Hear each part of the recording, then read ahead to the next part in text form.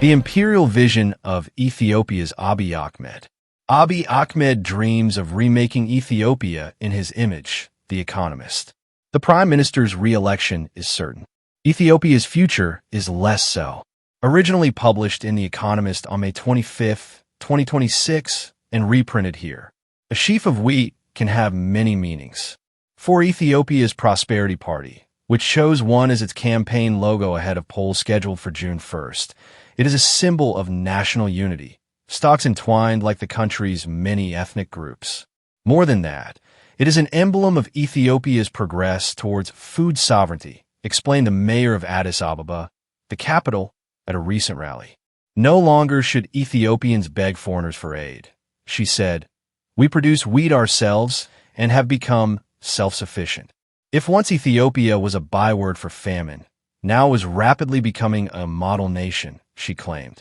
Such grandiose words have become the stock in trade of Ethiopian officials under Abiy Ahmed, the prime minister. To Mr. Abiy's allies, he is a visionary leader who has laid the foundations for a united, prosperous Ethiopia strong enough to reclaim what they believe to be its rightful place as the undisputed hegemon on the African side of the Red Sea. To his critics, he is an autocrat who stokes division at home and threatens to foment chaos abroad. What is clear is that few leaders in Africa today have such exalted visions for national development.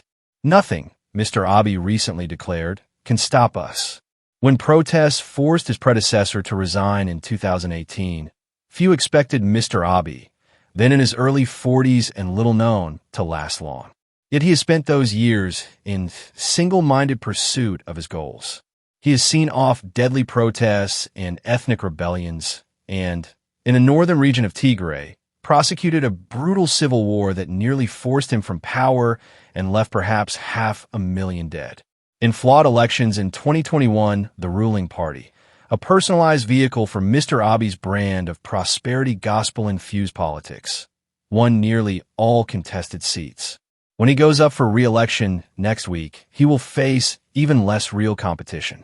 Much of Mr. Abiy's vision for Ethiopia depends on economic success. He has taken important steps to liberalize Ethiopia's economy by floating the currency and opening industries such as banking and telecoms to foreign investment. He has given Addis Ababa a facelift, raising much of its historic center to make way for luxury apartments, hotels, parks and cycle lanes, and broken ground on numerous grand projects, including a new airport that is set to be the continent's biggest. In 2025, he struck a deal with Aliko Dangote, a Nigerian tycoon who is Africa's richest man, to build a giant fertilizer plant worth more than $4 billion. By some estimates, the ambition is paying off. The IMF expects Ethiopia's economy to grow by 9.2% in 2026, less than the government figure of 10.2%, but still more than double the sub-Saharan African average, and probably an optimistic estimate given the quality of government statistics. Exports are projected to reach $17.5 billion, an increase of nearly 50% since 2024. In February, annual inflation fell to 9.7%, down from 15% in 2025. Government revenues have risen sharply, as have, to a less dramatic degree, foreign exchange reserves. Following a visit to the country in May, Kristalina Georgieva, the IMF's boss, hailed Ethiopia's impressive progress on its ambitious economic agenda. Eventually, Mr. Abiy hopes Ethiopia will achieve what he calls national sovereignty, by which he means an economy less exposed to outside pressures. He wants to replace 96 essential imports with local substitutes to make Ethiopia more self-sufficient and end what he calls Ethiopia's culture of begging for foreign aid. Yet that future still looks some way off. Foreign direct investment, FDI, remains anemic despite attempts to woo investors. Manufacturing, which made strides under Mr. Abiy's predecessors, is in the doldrums. Its share of GDP has fallen by a third since he took office. It does not help that Mr. Abiy frequently touts statistics that leave experts scratching their heads. I don't even look at them anymore. They're just so made up, says a weary Western aid official. The government recently told donors it no longer needs their help in responding to humanitarian crises, but official figures belie that claim.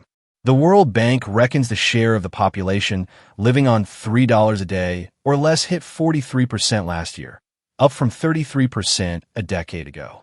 The UN's World Food Program says some 7 million people are in urgent need of food aid. Hundreds of thousands of young Ethiopians, seeing little prospect for the future, leave each year. The war in Iran will probably stymie Mr. Abiy's growth plans further. Ethiopia imports 97% of its fuel from the Middle East. The closure of the Strait of Hormuz since March has recently caused 2-day queues for diesel in Addis Ababa. Aid workers worry that shortages of fertilizer, much of which also comes from the Gulf, will exacerbate hunger in much of the countryside. Yet the biggest threat to Mr. Abiy's economic vision is his political one.